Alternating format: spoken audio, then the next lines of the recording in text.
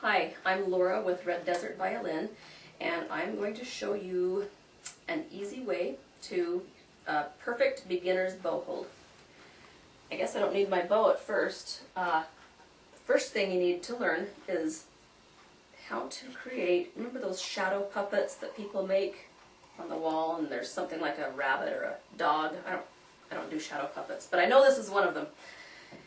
If you can create the shadow puppet with the thumb is behind these two fingers, like that, it creates a little circle. And then if you've got two floppy little ears here, that's very, very close to what you need to learn in order to have a good bow hold. Actually, this is closer to an advanced bow hold, but it's a good exercise. Okay, go from a straight hand into your shadow puppet. And make these ears not so tall, make them just kind of low. That's perfect right there. I'll show you some different angles.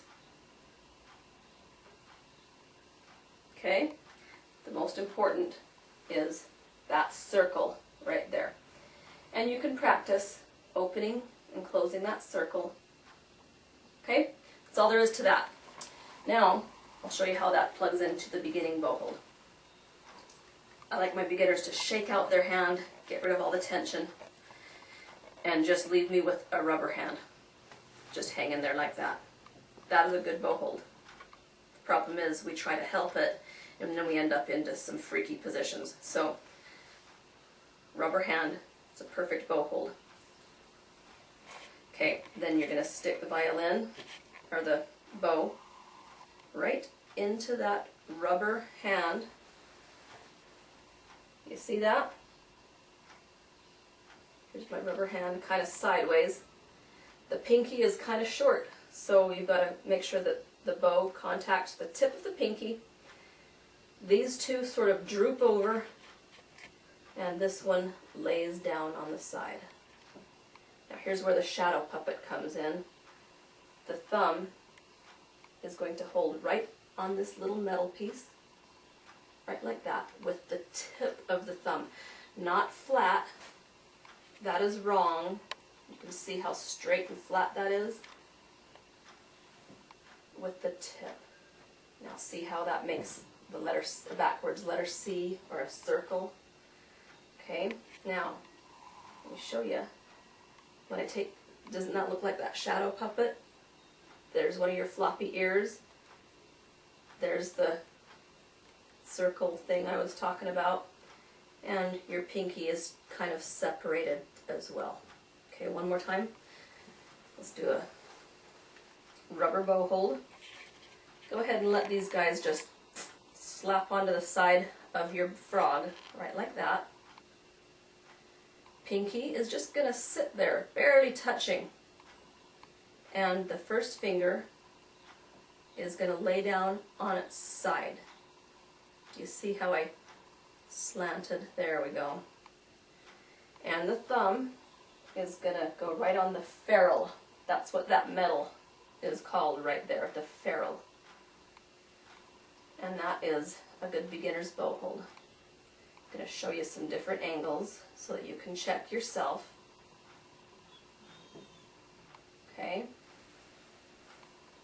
You see there's a little gap here, a little gap there. These two guys are kind of close together. Alright? One very, very important thing. If you don't want your pinky falling off, which is a common problem, I'm going to, actually let me just come a little closer so you can see in real resolution. The frog of your bow is octagonal. You've got a top surface here. Then you've got a side surface on this side and a side surface on this side. Your pinky does not sit on top. It sits on the side here, the side that faces you, like that. Can you see that? That will ensure that your pinky does not fall off. Watch what happens if I try to sit. It's going to fall off. I mean, I have a hard time making it fall off because I've practiced so much, but But trust me, you want your pinky on the inner octagonal. That gives you lots of steering capabilities and just lots of bow control. In fact, here, let me try this little trick when I'm on the top of the bow. And I'm trying hard. Okay, and one other rule of thumb, rule of pinky, I guess. Don't ever, ever let your pinky go onto the metal, the bow screw. That is out of bounds. Always on the wood. Okay? And that is it for a beginner's bow hold.